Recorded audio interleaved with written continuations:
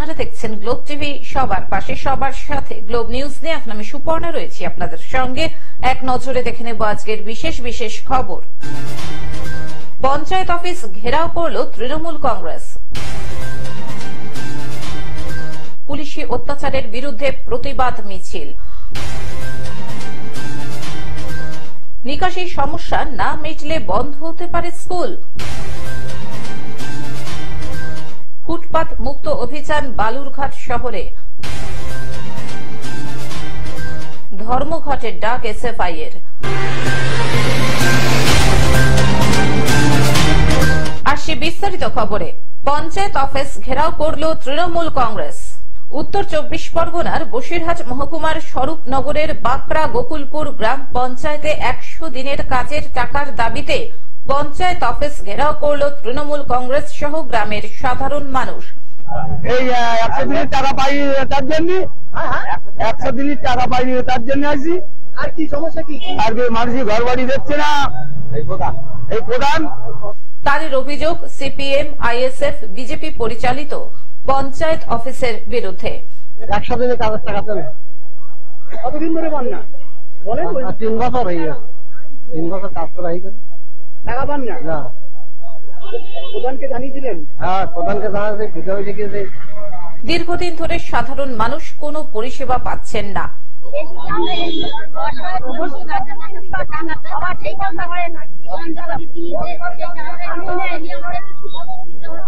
এর আগে টাকা পেতেন?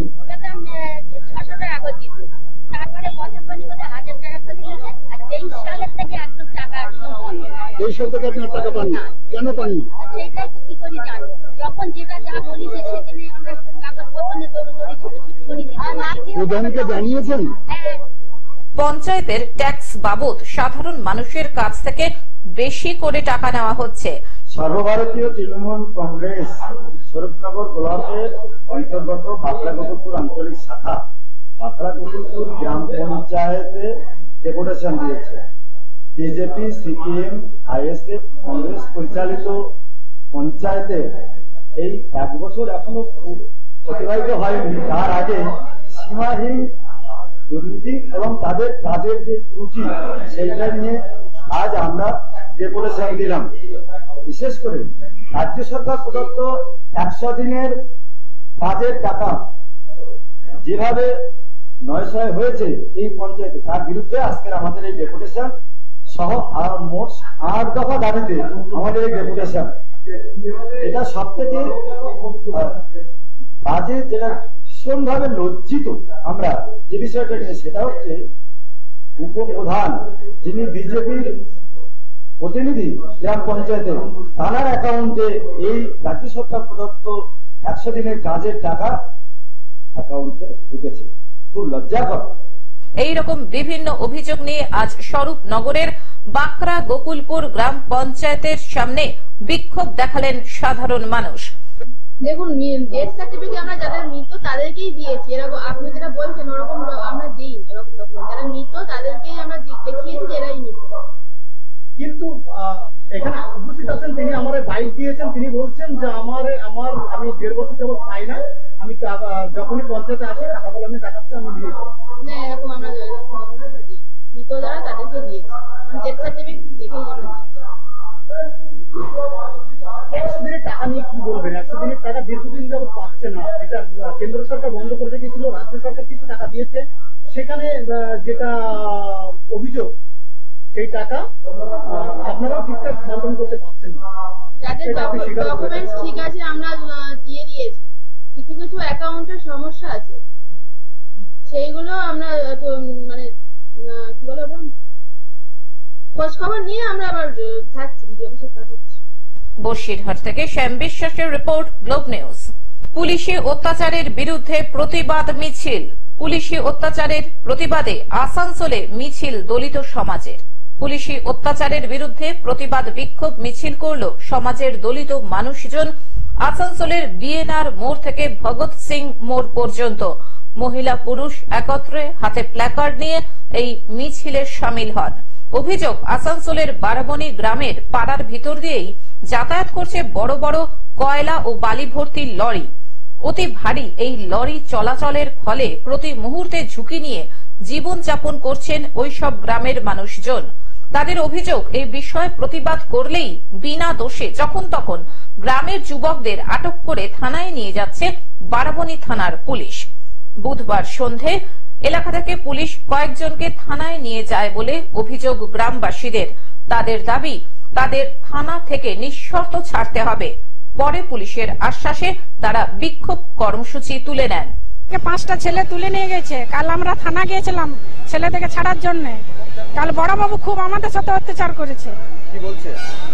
বলছে যা করবার আছে করে নেন, আমরা কিছু নিয়ে এসছি, ছাড়বো না। আপনাদের ছেলেকে কেন তুলে নিয়ে গেল? ওই গাড়ির জন্য বলতে যে কি গাড়ি? বালির গাড়ি। বালির গাড়ি কি চলছে? হ্যাঁ, বালি কয়লা। আপনারা কি চাইছেন, এটা বন্ধ হোক? হ্যাঁ, আমরা চাইছি বন্ধ হোক, আর আমাদের ছেলে মেয়ে, আমাদের ছেলেরা, আমরা সাধারণ মানুষ যেন ভালোভাবে আসা যাওয়া করতে পারি। আসানসোল থেকে সৌমিত্র গাঙ্গুলির রিপোর্ট, গ্লোব নিউজ।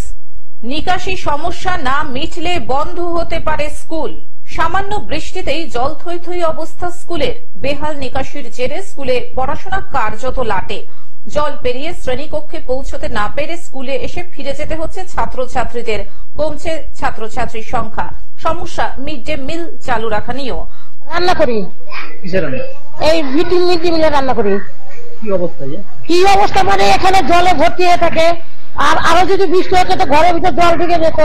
আমাদের খুব অসুবিধা হচ্ছে, ট্যাঙ্কির জলটা কেটে উঠতেছে বৃষ্টি হলে পরে। আর এই বৃষ্টির মধ্যে আমরা কেমন করে আমরা বাচ্চাদের খেতে দেবো বলেন? আমরা তো পিছিয়ে পড়ে গেলে তাহলে আমাদের কোমর মাঝে ভেঙে যাবে।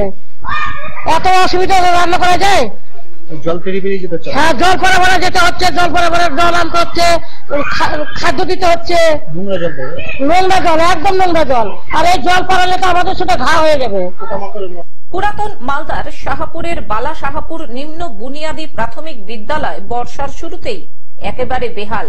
বর্তমানে স্কুলে পড়ুয়ার সংখ্যা 216 জন, শিক্ষক শিক্ষিকার সংখ্যা 8। 70 বছরের পুরনো স্কুল। অভিযোগ, এতদিন স্কুলে জল নিকাশির জন্য পাশে একটি কালভার্ট ছিল। সেই কালভার্ট দিয়ে জল গিয়ে পড়তো পাশের নিচু জলাজমিতে। কিন্তু গত 2-3 বছরে সেই জলাজমি ভরাট করেছে জমি মাফিয়ারা। জল বেরোয় না? না, জল বেরোবার জায়গা না। আগে তো বেরিয়েছে জলটা। বেরোতো, এখন আর বেরোয় না। কালভার্টটা বন্ধ হয়ে গেছে। কারা বন্ধ করেছে? ওদের কথা বলতে পারবো না আমি। তারা করেছে, চিনিয়ে না লোকজন, কি করে বলবো? কোন দিকে জল বেরোতো? জল বেরোতো ওই সাইড দিয়ে যেতে যায়। ওই সাইডে এখন কি অবস্থা? ওই সাইডে ভরে দিয়েছে। ভরার কারণে জল আটকেছে। হ্যাঁ, তারপর আটকাচ্ছে জল ভরার কারণে। কালভার্টটা করা ছিল, কালভার্টটাকে বন্ধ করে দিয়েছে। এটাই। হ্যাঁ, এই আমাদের এই জায়গাটা নিচা কিনা নেমে যেত। এমনকি কালভার্টের মুখও বন্ধ। আর এতেই জল নিকাশি ভেঙে পড়েছে স্কুলের। সামান্য বৃষ্টিতেই হাঁটু জল জমে যাচ্ছে। স্কুলে ঢোকার রাস্তা, খেলার মাঠ সবই জলের তলায়। এর সঙ্গে আশঙ্কা বিষাক্ত সাপ ও পোকা মাকড়ের উপদ্রবের। ঝুঁকি নিয়ে ছাত্রদের একাংশ স্কুলে আসছে ঠিকই, কিন্তু নিকাশির সমস্যা না মিটলে নিকট ভবিষ্যতে স্কুল বন্ধ হয়ে যেতে পারে। আশঙ্কা এমনটাই। এটা আমাদের বিদ্যালয়টা, যেটা বালা শাহপুর নিম্ন বুনিয়াদী বিদ্যালয়, এই স্কুলটা হচ্ছে আপনার মালদা সার্কেলের মধ্যে অবস্থিত এবং এখানে মোটামুটি 200-র বেশি ছাত্রছাত্রী পড়াশোনা করে আর কি। ছাত্রছাত্রীর সংখ্যা যথেষ্টই রয়েছে, যার ফলে এখানে কিন্তু কোনোদিন ছাত্রছাত্রীর অভাব হয়নি। পঠন খুব ভালো হয় বলে ছাত্রছাত্রীরা স্কুলমুখী হতে খুব ইন্টারেস্ট পায় আর কি।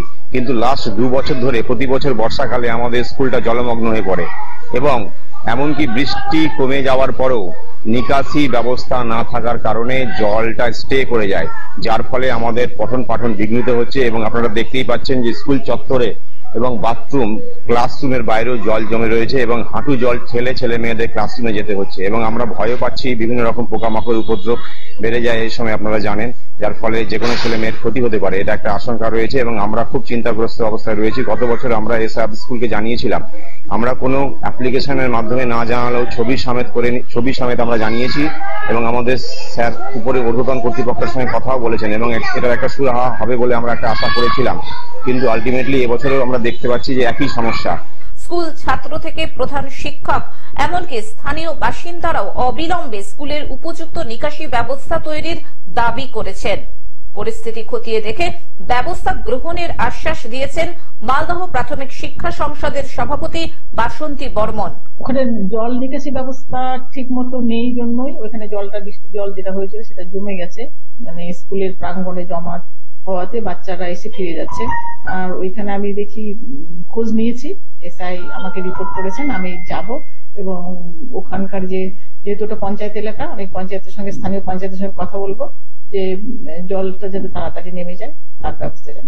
কালভার্ট ছিল জল, হ্যাঁ কালভার্টের ওটা কেন ওটা মানে বন্ধ হলো, কি কারণে বন্ধ হলো ওটা যেন উনি ব্যবস্থা করে দেন, কারণ লোকাল অথরিটি উনি তো। মালদা থেকে অভিষেক দাসের রিপোর্ট, গ্লোব নিউজ। ফুটপাত মুক্ত অভিযান বালুরঘাট শহরে। অবশেষে সারা রাজ্যের পাশাপাশি দক্ষিণ দিনাজপুর জেলার সদর শহর বালুরঘাটে শুরু হলো ফুটপাত মুক্ত অভিযান। বালুরঘাট পৌরসভার পক্ষ থেকে বালুরঘাট থানার পুলিশের সহযোগিতায় এদিন বালুরঘাট থানা মোড় এলাকায় চলে দখল মুক্ত ফুটপাত অভিযান। বালুরঘাট শহরে সেভাবে হকার না থাকলেও শহরের দোকানদারেরা বেশিরভাগ ক্ষেত্রেই দোকানের বাইরে তাদের সামগ্রী সাজিয়ে রাখেন। সেক্ষেত্রে ফুটপাতের বেশ কিছুটা অংশ দখল করেই চলে কেনা বেচা। সেই সব দোকানদারদের সতর্ক করতে এবং ফুটপাত থেকে সামগ্রী সরিয়ে নেওয়ার আবেদন জানিয়ে সচেতনতামূলক অভিযান চালায় বালুরঘাট পৌরসভা। জানা যায় আগামী 10 জুলাই অবধি নির্ধারিত সময়সীমা বেঁধে দিয়েছে বালুরঘাট পৌরসভা এবং 11 জুলাই থেকে যে সমস্ত দোকানদার সরকারি নির্দেশ মানবেন না তাদের উপর কড়া ব্যবস্থা নেবে বালুরঘাট পৌরসভা। বালুরঘাট পৌরসভার চেয়ারম্যান অশোক মিত্র জানান, এদিন দোকানদারদের সতর্ক ও সচেতন করা হয়েছে। এরপরেও ফুটপাতে সামগ্রী রাখলে তাদের বিরুদ্ধে কড়া ব্যবস্থা নেওয়া হবে পৌরসভার পক্ষ থেকে।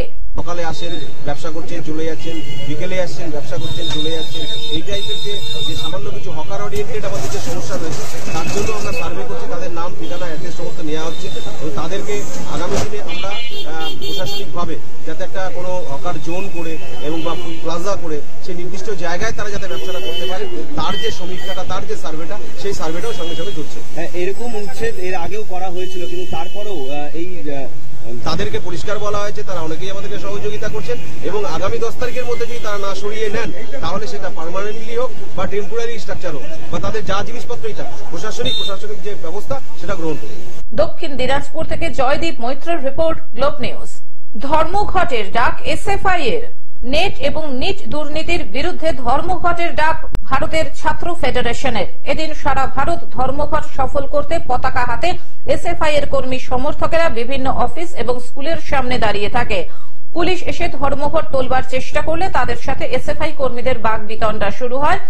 অবশেষে এক কর্মীকে থানায় নিয়ে যায় পুলিশ। স্কুলে প্রবেশের জন্য ছাত্র এবং শিক্ষকেরা দীর্ঘক্ষণ দাঁড়িয়েছিলেন স্কুলের বাইরে। এই বিষয়ে এক অভিভাবক জানান, দুর্নীতির পাশাপাশি এই ছাত্ররা স্কুলের বাথরুম অপরিষ্কার নিয়েও আন্দোলন করছে। যে দুর্নীতি হলো তার প্রতিবাদে এবং এনটিএ বাতিলের দাবিতে আমাদের আজকে কর্মসূচি, সেখানে দাঁড়িয়ে যখন আমাদের নেতৃত্বরা এখানে প্রতিবাদ করছিলেন, পুলিশরা এসে তাদের দাবি তুলে নিয়ে যায় এবং স্কুলের যে ছাত্রছাত্রীদের নিয়ে যে ধর্মঘটটা সেটা ভঙ্গ করে।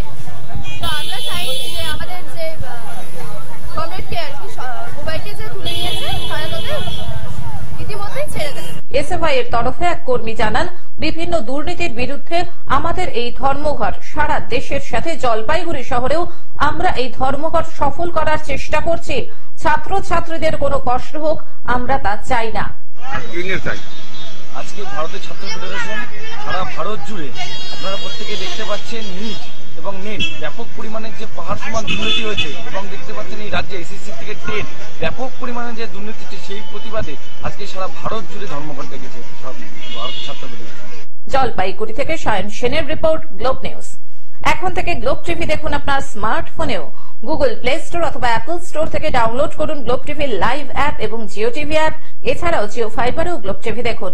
আজকের মতন গ্লোব নিউজ এখন এই পর্যন্তই। দেখতে থাকুন গ্লোব টিভি, সবার পাশে সবার সাথে। নমস্কার।